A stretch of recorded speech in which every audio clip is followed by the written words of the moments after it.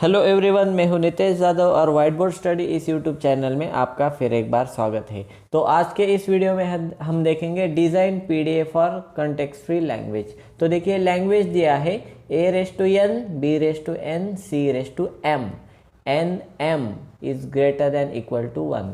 मतलब A B C के one or more occurrence आपको आएंगे। ओके और उसमें एक इम्पॉर्टेंट चीज़ देखिए, a⁻n और b⁻n है, मतलब जितने a के अकरेंस होंगे उतने ही b के अकरेंस होंगे। और आपको ये स्ट्रिंग मेंटेन करनी पड़ेगी। देखिए, पहले नंबर ऑफ एज आएंगे, उसके बाद उतने ही नंबर ऑफ बीज, और उसके बाद one or more number of seize आपके आ सकते हैं स्ट्रिंग में। तो इस तरीके की स्ट्रिंग एक्सेप्ट होनी चाहिए, उसके लिए हमें ड्रॉ करना है पुश डाउन ऑटोमेटा। ओके, तो पहले लॉजिक समझते हैं। बहुत ही सिंपल सा लॉजिक है। देखिए, ए के अकरेंस और बी के अकरेंस सेम है। ओके, तो फॉर एग्जांपल मैंने स्ट्रिंग ले ली। देखिए, ए उतने ही बी आएंगे, और उसके बाद c⁻m है, m is one or more, it is greater than equal to, मतलब c के अकरेंस वन और मोर कितने भी आ सकते हैं। एटलीस्ट एक c आएगा, नहीं तो उससे ज़्यादा भी सी आपके आ सकते हैं। और ए और बी के अकरेंस सेम रहेंगे। एक ए आए तो एक बी आएगा, दो ए आए कि दो बी आएंगे। ओके, तो फॉर एग्जांपल मैंने ये स्ट्रिंग ले ली। ओके, तो अभी एक और सी ले लेते। ओके, चलो देखिए, ये स्ट्रिंग इस लैंग्वेज के हिसाब से है। ए के और बी के अकरेंस सेम, और उसके बाद सी के नंबर ऑफ अकरेंस आपको मिल सकते हैं।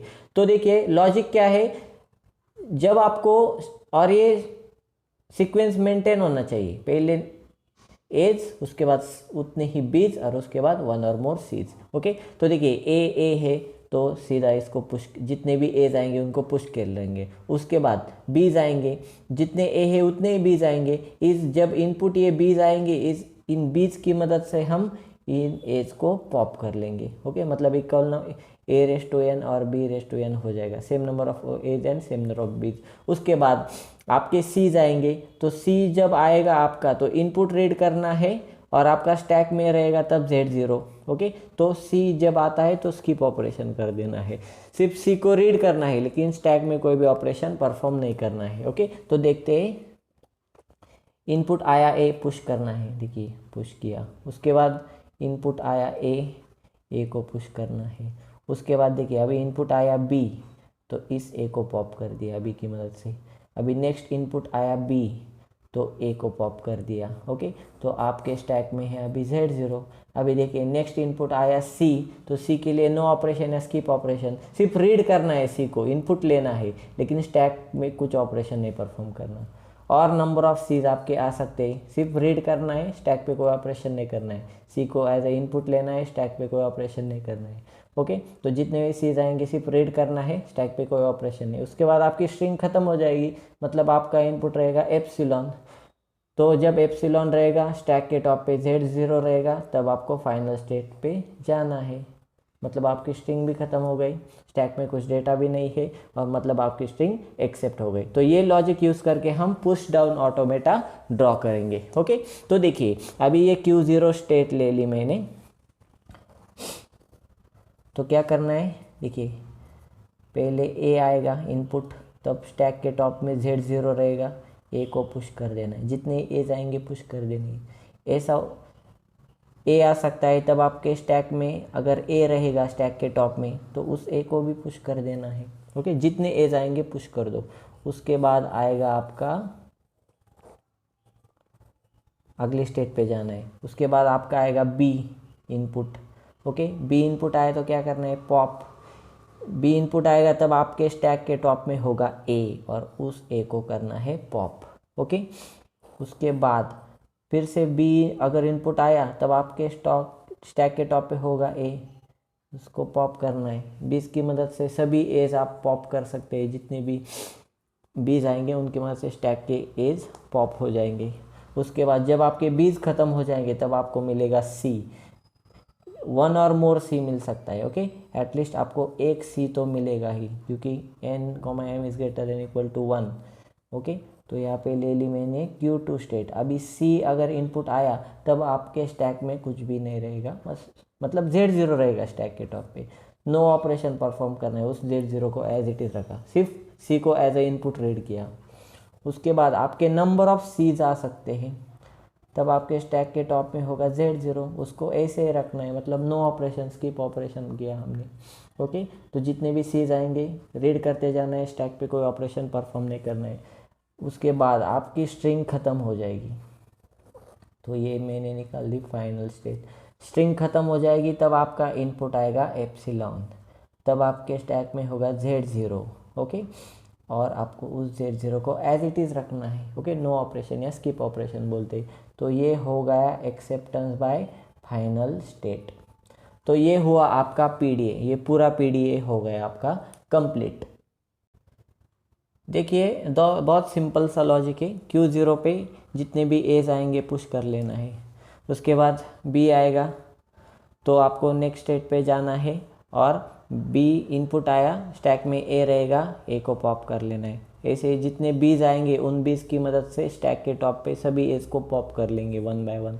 उसके बाद B के बाद आएगा आपका C, एटलीस्ट एक C तो रहेगा ही आपके स्ट्रिंग में, तो वो C आएगा, तब स्टैक के स्टॉप में रहेगा आपका Z0, उसको ऐसे ही रखना है, Z0 का as it is, no operation, stack पे कोई ऑपरेशन परफॉर्म नहीं किया, पहुँचे Q2 पे।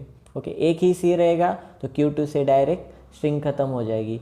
अगर आपके C नंबर ऑफ रहेंगे तो सभी सीज को रीड करना है, स्टैक के टॉप में Z0 रहेगा, उसको ऐसे ही रखना है, कोई भी ऑपरेशन परफॉर्म नहीं करना है स्टैक के टॉप पे।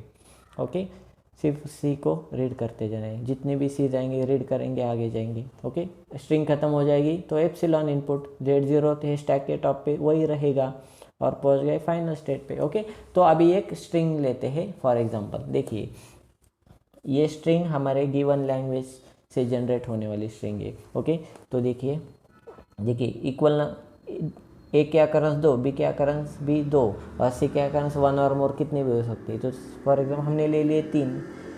देखिए इनपुट A स्टैक के टॉप पे Z0, इनपुट A स्टैक के टॉप पे Z0, पुश ऑपरेशन, A को पुश कर दिया, A0 मिला, A0 देखिए। उसके बाद इनपुट A स्टैक के टॉप पे A, इनपुट A स्टैक के टॉप पे पुश ऑपरेशन, देखिए A को भी पुश कर दिया, A मिला, A। उसके बाद इनपुट B स्टैक के टॉप पे A, देखिए इनपुट B स्टैक के टॉप पे A को पॉप कर दिया, A को पॉप कर दिया। उसके बाद यहाँ पे पहुँचा, अभी देखिए इनपुट B स्टैक के टॉप पे A को पॉप करना है, इनपुट B स्टैक के टॉप पे A को पॉप कर दिया।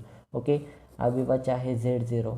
उसके बाद इनपुट C स्टैक के टॉप पे Z0, देखिए इनपुट C स्टैक के टॉप पे Z0, नो ऑपरेशन, स्टैक के पे कोई ऑपरेशन नहीं परफॉर्म करना है, सिर्फ C को एज ए इनपुट रीड किया। उसके बाद और एक C यहाँ पे पहुँचे Q2 पे, इनपुट C स्टैक के टॉप पे Z0 ऐसे रखना है, कोई भी ऑपरेशन नहीं। ओके, तो ये पहला C आया तो Q2 पे आए, और बाद में जितने भी C's अगर आपके स्ट्रिंग में रहते तो उनको सीधे रीड करते जाना है, स्टैक पे कोई ऑपरेशन नहीं। देखिए फिर से C आया, स्टैक के टॉप पे Z0, नो ऑपरेशन, C आया स्टैक के टॉप पे Z0, नो ऑपरेशन। उसके बाद अभी स्ट्रिंग तो ख़त्म हो गई, मतलब आया एप्सिलॉन, देखिए इनपुट एप्सिलॉन स्टैक के टॉप पे Z0, इनपुट एप्सिलॉन स्टैक के टॉप पे Z0। ओके, कौन सा ऑपरेशन, नो ऑपरेशन, Z0 को एज इट इज़ रखना है, मतलब आपकी स्ट्रिंग हो गई एक्सेप्ट। ओके, तो ऐसा लॉजिक है। देखिए एक सिंगल C आया पहला कंपलसरी, वो तो एक C आएगा ही, और बाद में आप फाइनल स्टेट को जा सकते हैं। नंबर ऑफ C रहेंगे तो यहाँ पे आप उनको रीड करेंगे। ओके, तो इस तरीके से अभी इसके लिए ट्रांजिशन फंक्शन लेके है, तो आप नोट डाउन कर सकते हैं। तो देखिए A आया Q0 पे पुश कर लिया, उसके बाद B आए इनपुट, तब स्टैक के टॉप पे थे A, सभी एज को पॉप कर लिया। उसके बाद आया C स्टैक के टॉप पे था Z0। ओके, सिर्फ रीड किया C as a input, skip operation, Z0 था एज इट इज़ रह गया। Z0 नंबर ऑफ C आ सकते हैं आपके, स्टैक के टॉप पे Z0 रहेगा। ओके, Q2 सेल्फ का ट्रांजिशन देखो, वो ऊपर हमने जो PDA देखा उसी से ये ट्रांजिशन लिखे। ओके, तो आप तो एक PDA ड्रॉ कर सकते हैं, नहीं तो ये ट्रांजिशन लिख सकते हैं, नहीं तो दोनों भी लिख सकते हैं। ओके, ये C को स्किप किया। उसके बाद इनपुट ख़त्म हुआ, हम Q2 स्टेट पे थे, स्टैक के टॉप में रहेगा Z0। Q3 पे अभी स्टेट चेंज करनी है, एक ये फाइनल स्टेट रहेगी Q3। ओके, Z0 को ऐसे ही रखा, नो ऑपरेशन परफॉर्म किया, और एक्सेप्टेंस बाय आपका फाइनल स्टेट हो गया। ओके, तो अगर आप ऐसे और वीडियो देखना चाहते हो तो मैंने डिस्क्रिप्शन में प्लेलिस्ट की लिंक प्रोवाइड की है, तो आप उस पर क्लिक करके प्लेलिस्ट में जाके और सभी टॉपिक्स के एग्जाम्पल देख सकते हैं। तो अगर ये वीडियो आपको पसंद आया हो तो चैनल को लाइक, शेयर और सब्सक्राइब ज़रूर कीजिए। Thank you.